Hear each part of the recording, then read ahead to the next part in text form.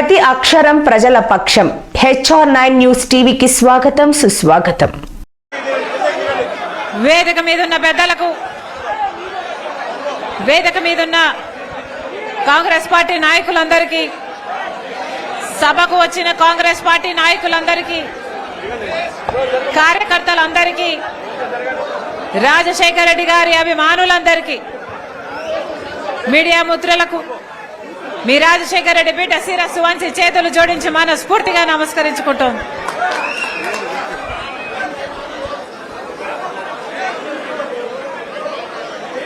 Hello hello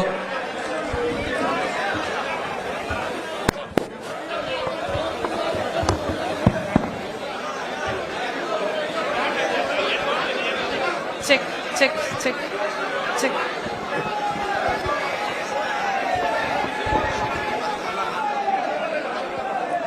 అందరూ కొంచెం నెమ్మదించాలి. ఇంత కమోషన్ లో ఎవరు మాట్లాడలేరు. తులసిరెడ్డి అన్న అద్భుతంగా మాట్లాడాడు కాబట్టి సభ ముగించుకుందామా? సభ ముగించుకుందామా? తులసిరెడ్డి అన్న అద్భుతంగా మాట్లాడాడు. సభ ముగించుకోవడానికి నాకు ఏ అభ్యంతరం లేదు. మీ అందరూ నిశ్శబ్దంగా ఉండకపోతే నా వల్ల ప్రసంగించడం చేత కాదు. తులసిరెడ్డి అంత వక్తను కాదు. మీ అందరూ నిశ్శబ్దంగా ఉండగలిగితే నేను మాట్లాడతా. దయచేసి అందరూ ఓపికగా ఉండాలి, నిశ్శబ్దంగా ఉండాలి. ఎదుగూరి సందింటి రాజశేఖర రెడ్డి గారు, మీ ఎదుగూరి సందింటి రాజశేఖర రెడ్డి గారు ఈ కడప జిల్లా బిడ్డ, పులివెందుల పులి, తెల్లని పంచకట్టు, ముఖం నిండా చిరునవ్వు. ఈ రోజుటి వరకు కూడా కోట్ల మంది తెలుగు ప్రజల గుండెల్లో ఆ ప్రతిబింబం అలాగే నిలిచిపోయింది. డాక్టర్ వైఎస్ రాజశేఖర రెడ్డి గారు అంటే ఆయన పరిపాలనతో, ఆయన పథకాలతో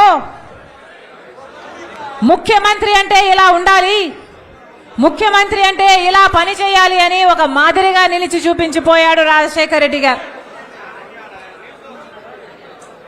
రాజశేఖర రెడ్డి గారి పథకాలను పొందని వాడు లేడు.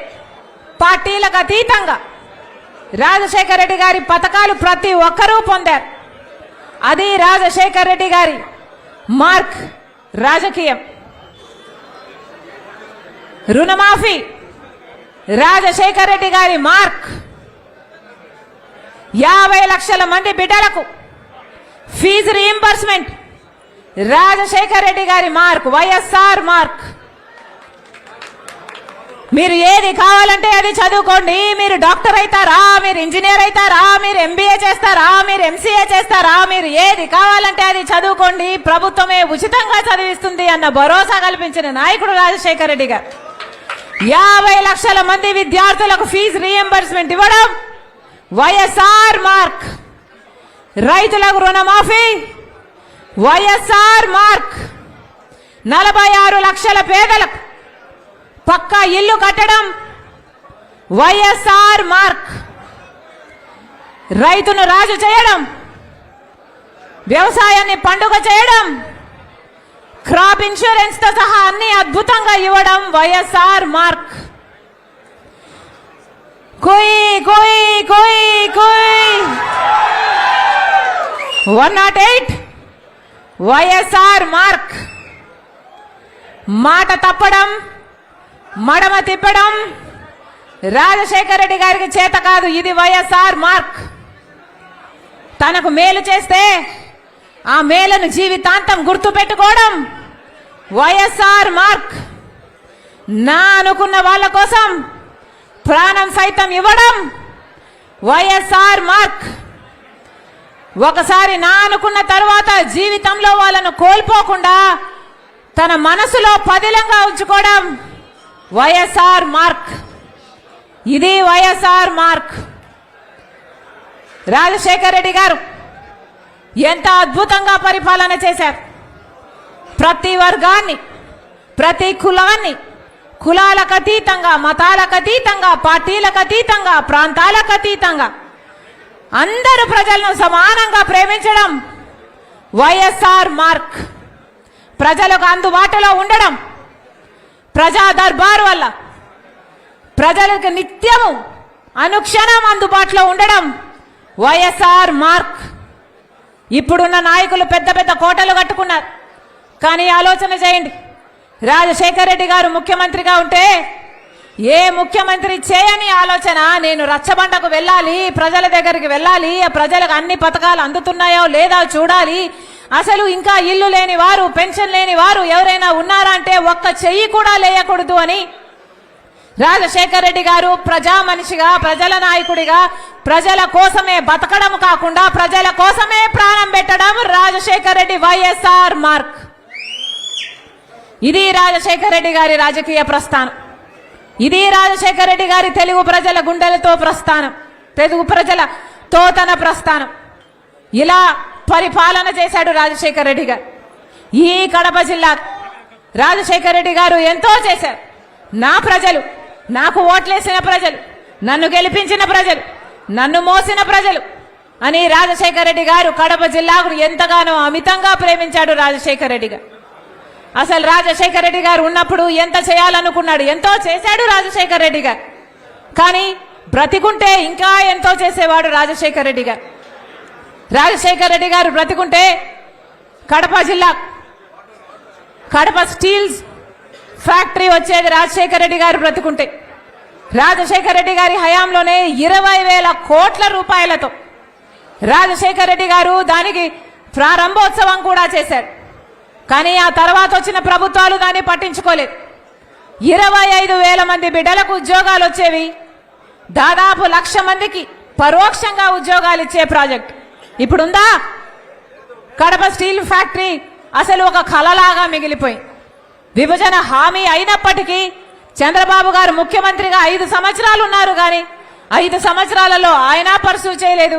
ఇప్పుడు జగనన్న గారు ముఖ్యమంత్రిగా ఉన్నారు, ఈయన గాలికి వదిలేశారు. చంద్రబాబు గారు మళ్ళీ శంకుస్థాపన చేశాడు 18,000 కోట్లతో అని. మళ్ళీ జగనన్న గారు ముఖ్యమంత్రి అయ్యారు. ప్రతిపక్ష నాయకుడుగా ఉన్నప్పుడు జగనన్న గారు దీక్షలు చేశారు, ఎందుకు రావట్లేదని ప్రశ్నించారు. తీరా జగనన్న గారు ముఖ్యమంత్రి అయ్యాక ఇప్పుడైనా కడప స్టీల్ ఫ్యాక్టరీ వచ్చిందా అంటే అది కూడా రాలేదు. శంకుస్థాపనలకు మాత్రమే పరిమితమయ్యారు. ఒకదాని తర్వాత ఒకదాని ఎన్నిసార్లు శంకుస్థాపనలు చేస్తారు? పోనీ ప్రాజెక్ట్ వచ్చిందా? బీజేపీతో మీ దోస్తీ కనీసం దీనికైనా పనికొచ్చిందా? బీజేపీతో చట్టాపట్టాలు వేసుకుని తిరుగుతున్నారు కదా, అటు చంద్రబాబు గారైనా ఇటు వైసీపీ జగనన్న గారైనా. మరి కనీసం ఈ కడప జిల్లాకు కనీసం ఇదైనా తెచ్చుకోగలిగారా అంటే ఇది కూడా తెచ్చుకోవడం చేత కాలేదు. అంటే ఇక మరి కడప ప్రజల పట్ల మీకు ప్రేమ ఉంది అని మీరు ఎలా నిరూపించుకున్న వారైతారు అని ప్రశ్నిస్తున్నాం. రాజశేఖర రెడ్డి గారు ముఖ్యమంత్రిగా ఉన్న రోజుల్లోనే కడప నుంచి బెంగళూరు వరకు రైల్వే లైన్ పడాలని రాజశేఖర రెడ్డి గారి కల. ఈ రాజశేఖర రెడ్డి గారి కలను నెరవేర్చడమైనా పోనీ ఈ ప్రభుత్వానికి చేతనైందా అంటే అది కూడా చేతగాలేదు. రాజశేఖర రెడ్డి గారు ఉన్నప్పుడే దీనికి పర్మిషన్లు తెచ్చి కేంద్ర ప్రభుత్వంలో మాట్లాడి ఈ ప్రాజెక్టు శాంక్షన్ చేపించి మొదలు పెట్టించి రాజశేఖర రెడ్డి గారు ఉన్నప్పుడు 25 కిలోమీటర్ల రైల్వే లైన్ కూడా పడింది. కానీ ఆ తర్వాత మళ్ళీ 1 కిలోమీటర్ పడితే ఒట్టు. ఆ తర్వాత విభజన హామీ అన్నారు, నెరవేరుస్తాము అన్నారు. ఆ తర్వాత బీజేపీ పార్టీ అధికారంలోకి వచ్చింది. బీజేపీ పార్టీ చేసిందా అంటే బీజేపీ పార్టీ చేయలేదు. చంద్రబాబు గారు బీజేపీతో దోస్తి పెట్టుకున్నాడు, పోనీ ఆయన చేశాడా అంటే ఆయన చేయలేదు. ఆఖరికి జగనన్న గారు చేస్తాడా అనుకుంటే అసలు మాకు ఈ ప్రాజెక్టే అవసరం లేదు, బెంగళూరు టు కడప అసలు రైల్వే లైనే అవసరం లేదు అని ఈయన లేఖ రాసి ఒక చిన్న రైల్వే లైన్ అడిగాడు. అంటే మరి ఇక్కడ ఈ వ్యవసాయమైనా ఈ కార్గోకైనా మార్కెటింగ్ అయినా ఎంత పనికొచ్చేది ఆ రైల్వే లైన్?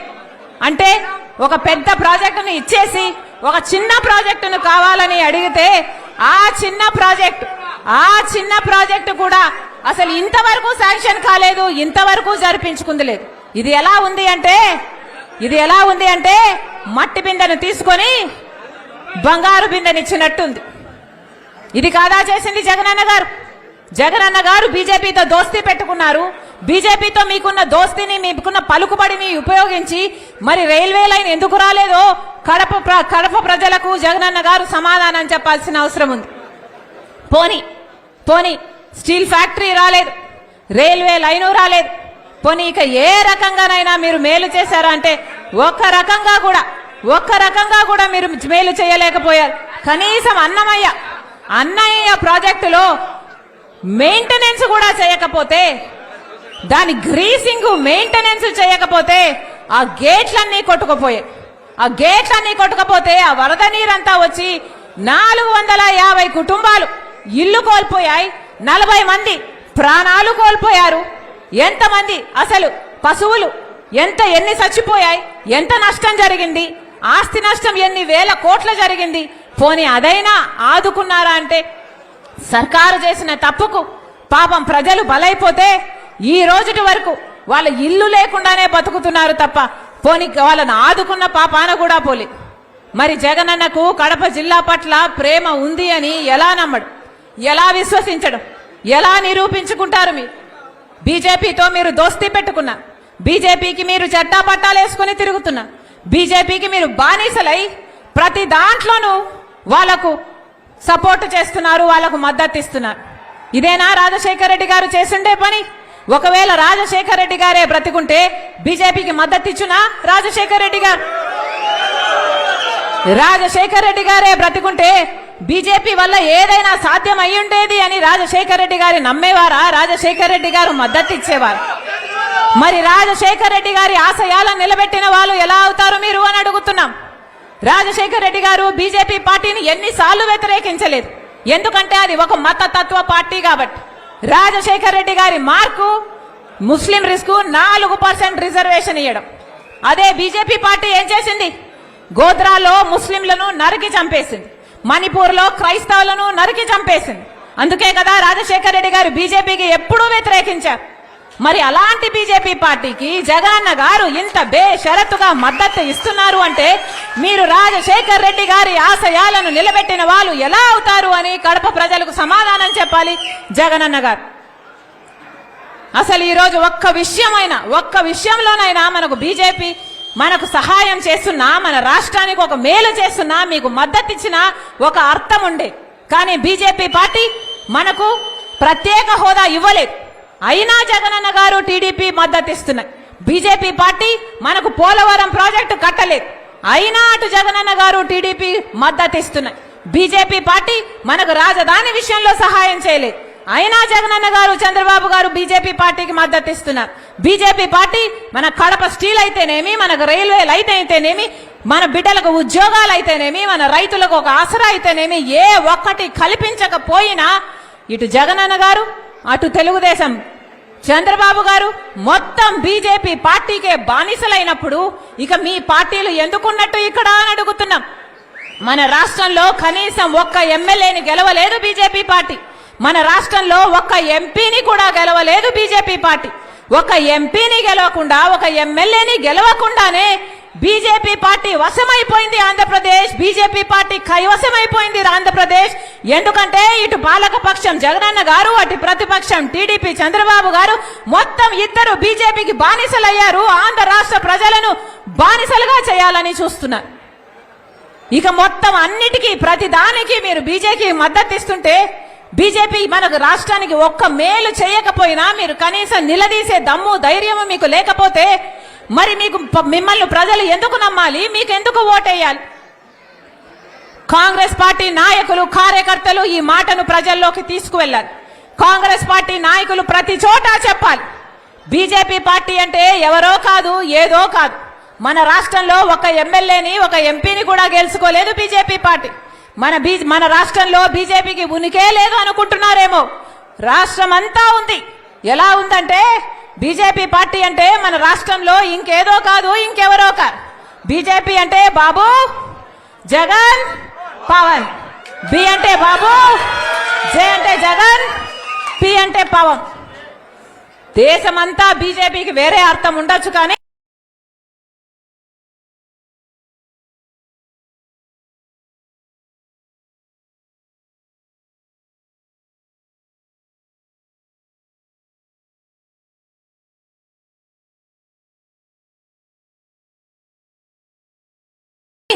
మన రాష్ట్రంలో మాత్రం బీజేపీకి ఇదే అర్థం.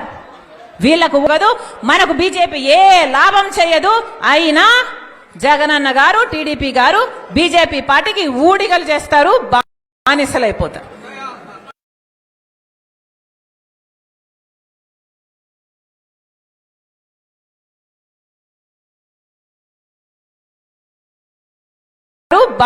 బానిసలైపోతారు. ఇదే జరుగుతుంది. ఇప్పుడు ఎన్నికలు వచ్చాయి. ఈ ఎన్నికల్లోనే మన జాతకాలు మారాలి. ఈ ఎన్నికల్లోనే మన భవిష్యత్తు గురించి ఒక నిర్ణయం తీసుకోవాలి. ఎన్ని ప్రజలకు మీరు వివరించి చెప్పాల్సిన అవసరం ఉంది. ఈ ఎన్నికలు దాటాయంటే మళ్ళొక 5 సంవత్సరాలు అరిచి గీ పెట్టినా మన జాతకాలు మారు. ఇప్పుడున్న ప్రభుత్వాలు పోవాలి. బీజేపీకి బానిసత్వంగా ఉన్న ఈ వైసీపీ అయినా, తెలుగుదేశం పార్టీ అయినా వీళ్లకు ఓట్లేస్తే మళ్ళీ మన భవిష్యత్తు శూన్యమైపోతుంది. ఒక కాంగ్రెస్ పార్టీ మాత్రమే మళ్ళీ మన రాష్ట్రానికి స్పెషల్ స్టేటస్ తేగలదు, పోలవరం తేగలదు, రాజధాని తేగలదు. కడపలో స్టీల్ ఫ్యాక్టరీ అయినా, రైల్వే లైన్ అయినా ఇవన్నీ సాధ్యం కావాలన్నా, మన బిడ్డలకు ఉద్యోగాలు రావాలన్నా, వ్యవసాయం మళ్ళీ పండుగ కావాలన్నా, రుణమాఫీ జరగాలన్నా, ఇవన్నీ కావాలి అంటే కాంగ్రెస్ పార్టీ అధికారంలోకి రావాలి అని మీరు ప్రజల మధ్యకు తీసుకువెళ్ళాలి. ప్రతి ఒక్కరు, కాంగ్రెస్ పార్టీలోని ప్రతి ఒక్కరు ఒక్కొక్క సైనికుడిగా కాదు, ఒక్కొక్క సైన్యంలా మారాలి. సరేనా? ఒక్కొక్క సైన్యంలా మారాలి. ఇది కడప జిల్లా. మిగతా అన్ని జిల్లాల కంటే కాంగ్రెస్ పార్టీ నాయకులకి, కార్యకర్తలకి ఇక్కడ ఎక్కువ వ్యతిరేకత ఉంటుంది. ఎందుకంటే ఇది జగన్మోహన్ రెడ్డి జిల్లా కాబట్టి. కానీ మనం గట్టిగా నిలబడి కాంగ్రెస్ పార్టీ కోసం పని చేయాలి. మనకేమి జగనన్నతో ద్వేషం లేదు. చెప్తున్నా, ఇక్కడ కడప జిల్లాలో నిలబడి చెప్తున్నా, ఇది నా పుట్టినిల్లు. పక్కన జమ్మలమడుగులో ఏ హాస్పిటల్లో అయితే రాజశేఖర రెడ్డి గారు పుట్టారో, ఏ హాస్పిటల్లో అయితే జగనన్న పుట్టాడో, అదే హాస్పిటల్లో నేను కూడా పుట్టా. ఇది నా పుట్టినిల్లు. జగనన్నతో నాకేమీ ద్వేషం లేదు. ఆయనది కూడా నా రక్తమే. కానీ జగనన్న ముఖ్యమంత్రి అయిన తర్వాత మనిషి మారిపోయాడు. జగనన్న ముఖ్యమంత్రి అయినాక పాత జగనన్న కాదు. ఈ జగనన్న నాకు తెలియదు.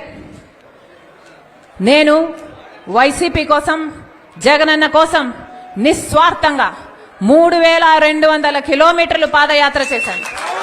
నా ఇంటిని పక్కన పెట్టి, నా బిడ్డలను పక్కన పెట్టి, నా సర్వస్వాన్ని వదులుకొని ఎండనక వాననక రోడ్ల మీదనే బతుకుతూ నెలల తరబడి 3200 కిలోమీటర్లు నిస్వార్థంగా, ఏ పదవి కాంక్ష లేకుండా నిస్వార్థంగా వైసీపీ నిలబడాలి అని, ఆ రోజు ఆ పార్టీకి ఇంకా ఉనికే లేకుండా పోతుందేమో అని భయపడుతుంటే, ఆ పార్టీ ఆ భారాన్నంతా నా భుజాన వేసుకొని ఒక్క మహిళ 3200 కిలోమీటర్లు పాదయాత్ర చేశారు.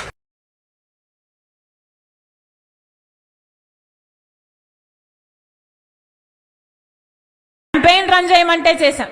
ఎక్కడ ఏ అవసరం ఉన్నా, ఏ పదవిని కాంక్షించకుండా, నాకిది కావాలి, నాకిది చెయ్యి అని అడగకుండా, ఒక సామాన్య కార్యకర్తకైనా పర్వాలేదులే అనుకొని ఆ రోజు అంత త్యాగం చేస్తే, ఈరోజు అదే వైసీపీ పార్టీకి అవేవి గుర్తులేదు.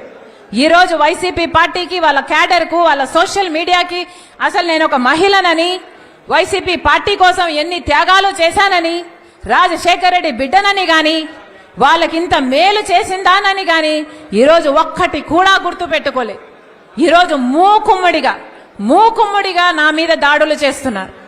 సిగ్గు ఎగ్గు లేకుండా, ఉచ్చం నీచం లేకుండా వ్యక్తిగతంగా నన్ను టార్గెట్ చేస్తున్నారు. ఎన్ని రకాలుగా రోజుకొక స్టోరీ చెప్తారు, రోజుకొకరిని ముందుకు తీసుకొస్తాడు, రోజుకొక జోకర్ ముందుకు వస్తాడు, ఒక కొత్త మాట చెప్తాడు. నిన్నైతే ఒకడు ఏకంగా ప్రణబ్ ముఖర్జీ పేరునే తీసుకున్నాడు. ప్రణబ్ ముఖర్జీ ఆయనకు చెప్పాడట, నా భర్త అనిలు సోనియా గాంధీ దగ్గరికి వెళ్ళాడట, ఆయనకు పదవీకాంక్ష అప్పటి నుంచే ఉందట, పదవీకాంక్ష ఉంది కాబట్టి అక్కడ సోనియా గాంధీతో నా భర్త చెప్పాడట, షర్మిలమ్మను ముఖ్యమంత్రిని చేయండి, మేము కాంగ్రెస్ పార్టీని బలోపేతం చేస్తాము, జగన్ను జైల్లో పెట్టండి అని నా భర్త ఆయనకు చెప్పాడట. ఏమైనా అర్థం ఉందా అని అడుగుతున్నాం. ఇప్పుడు ప్రణబ్ ముఖర్జీ గారు లేరు చెప్పటానికి. అలాంటి పెద్ద మనిషి పేరును కూడా మీరు వదిలిపెట్టడం లేదు అంటే అసలు మీ కుట్రలకు, మీ కుతంత్రాలకు ఏదైనా అదుపు ఏదైనా ఉందా? నా భర్తకు పదవీకాంక్ష ఉందా? మాకు పదవీకాంక్ష ఉంటే మా నాన్న అప్పుడు 5 సంవత్సరాలు ముఖ్యమంత్రి, మేము ఒక్క పదవైనా తీసుకోకపోయే వాళ్ళమా? మాకు పదవీకాంక్ష ఉంటే ఒక్క పదవైనా తీసుకున్నామా మేము? మా నాన్న ముఖ్యమంత్రిగా ఉన్నప్పుడు ఒక్క పదవి తీసుకోలేదు కదా. మరి మాకు పదవీకాంక్ష ఉంది అని నేను వైసీపీ కోసం అంత త్యాగాలు చేసి అంత నడుస్తే పోనీ అప్పుడైనా నేను ఏదైనా పదవి అడిగానా? పోనీ అప్పుడైనా నేను పదవులు అడుగుంటే నాకు పదవీకాంక్ష ఉంది అని మీరు అనొచ్చు. మేము పదవీకాంక్షలు ఉన్నోళ్ళమే అయితే అసలు మీకోసం మేము పాదయాత్ర చేయడం ఏంటి? నా కోసం నేను పాదయాత్ర చేసుకుంటే అర్థం ఉంది, కానీ మీకోసం నేను పాదయాత్ర చేసుకుంటే నాకెలా పదవులు వస్తాయి? అసలు ఇంగితం ఉండే మాట్లాడుతున్నారా? నా భర్త అంట సోనియా గాంధీ దగ్గరికి వెళ్ళాడట. నా భర్త వెళ్ళింది సోనియా గాంధీ గారి దగ్గరికి భారతిరెడ్డి గారితో పాటి మా వదినమ్మతో కలిసిపోయాడు. పోని నా భర్త షర్మిలమ్మను ముఖ్యమంత్రి చేయండి అని అడిగాడు అని అంటున్నారే, అది భారతిరెడ్డి గారి ముందు అడిగాడా వెనకాల అడిగాడా? పోనీ దీనికి భారతిరెడ్డి గారు ఏమైనా సాక్ష్యం చెప్తారా? ఏమైనా అర్థం ఉండి మాట్లాడుతున్నారా? పోనీ ప్రణబ్ ముఖర్జీ గారు చెప్పారంటున్నారే, ఆయన ఆన్ రికార్డుగా ఎక్కడైనా ఈ మాట మాట్లాడా? ఎక్కడా మాట్లాడలేదు.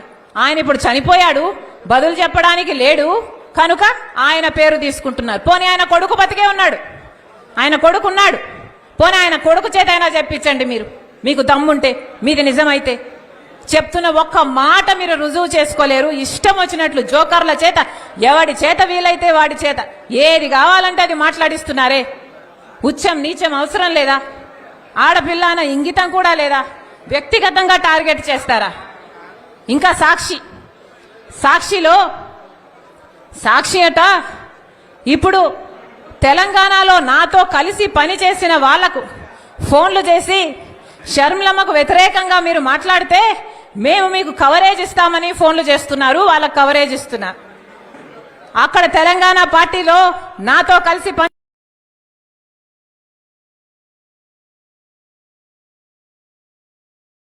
చేసిన వాళ్ళు మాకు ఫోన్ చేసి, అమ్మా మాకు ఇలా ఫోన్లు వస్తున్నాయి, మీరు వ్యతిరేకంగా